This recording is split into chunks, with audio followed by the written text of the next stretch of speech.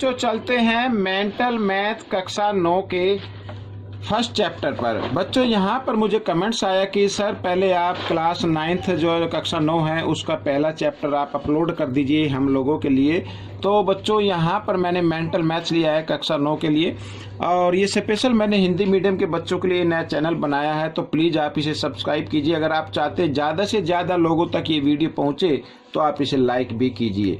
ठीक है, अब हम करेंगे प्रश्न नंबर 1। यहाँ पर बच्चों मैं आपको बताता हूँ प्रश्न नंबर 1, जैसा कि अब आप देख रहे हैं संख्या पद्धति। ठीक है, यानी इंग्लिश में नंबर सिस्टम बोलते हैं इसको, और संख्या पद्धति वाला चैप्टर हम करने वाले हैं।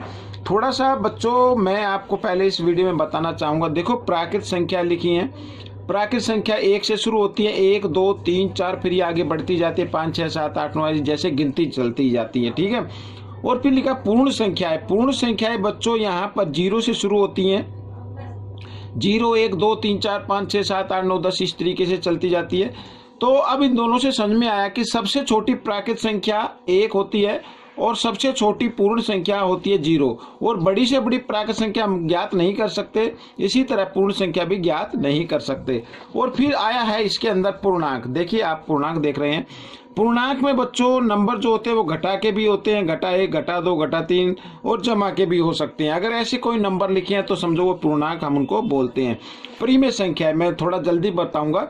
परिमेय संख्या बच्चों वो संख्याएं होती है जिसे P बटे Q के रूप में लिखा जाता है और जिसका कोई भी उभयनिष्ठ गुणनखंड ना हो एक को छोड़कर। ठीक है, ये परिमेय संख्याएं होती है। अपरिमेय संख्याएं आप देख ही पा रहे हैं, जो रूट के अंदर होती है, जिनका परफेक्ट स्क्वायर रूट नहीं निकलता है, वो क्या होती है, अपरिमेय संख्याएं होती हैं। तो बच्चों जो हमें काम आने वाला वो यही है। साथ ही यहाँ पर आप कुछ फॉर्मूले देख पा रहे हैं। ठीक है, रूट के नीचे लिखा है ए बी, वर्गमूल बोल सकते हैं इसे, वर्गमूल के नीचे ए बी लिखा है, तो इसका मतलब है ये ए बी के नीचे तो वर्गमूल ए और गुणा वर्गमूल बी। ठीक है, क्योंकि दोनों के बीच में कोई निशान नहीं है ना, तो गुणा का फॉर्म में आ जाता है। इसी प्रकार ये लिखा है वर्गमूल ए, ये बटा है बच्चों यहाँ पर ए बटा बी, तो हम इसको इस तरीके से लिख सकते हैं। ठीक है, तो बच्चों यहाँ पर हमने देखा, और आगे भी कुछ फॉर्मूले देख लेते हैं और मैं इसको आपको दिखाता हूँ। ये देखिए यहाँ पर कुछ फॉर्मूले हम देख लेते हैं। a जमा बी और a घटा बी बराबर होगा a घटा बी के।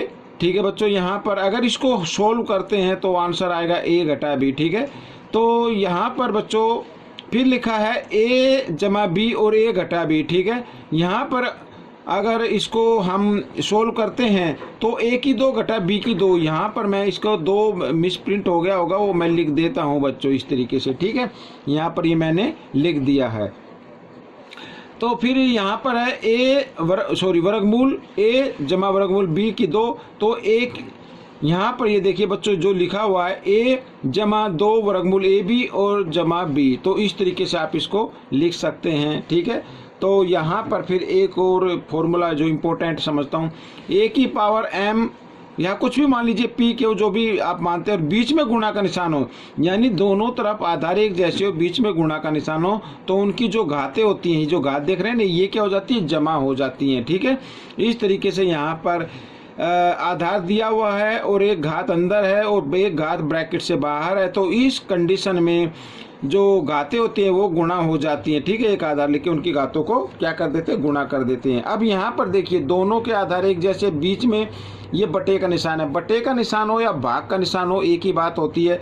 तो इस कंडीशन में इनमें से एक आधार लेते हैं और घातों को क्या कर देते हैं, घटा देते हैं। ठीक है, तो ये करना है। और फिर यहाँ पर देखिए a की घात 2 और यानी p, a की घात p, और यहाँ पर जो दिया b की घात भी p दिया हुआ है। तो इस कंडीशन में 2 हो 3 हो 4 हो कितनी भी घात हो, अगर सेम घात है अलग अलग नंबर की, तो हम दोनों को गुणा करके एक घात लगा देते हैं। ठीक है, और यहाँ पर फिर दिया हुआ है अगर किसी की घात आधार दिया हुआ और उसकी घात 0 है तो उसका मतलब उसका आंसर क्या होगा, 1 होगा। तो बच्चों ये मैं आपको बताना चाहता था।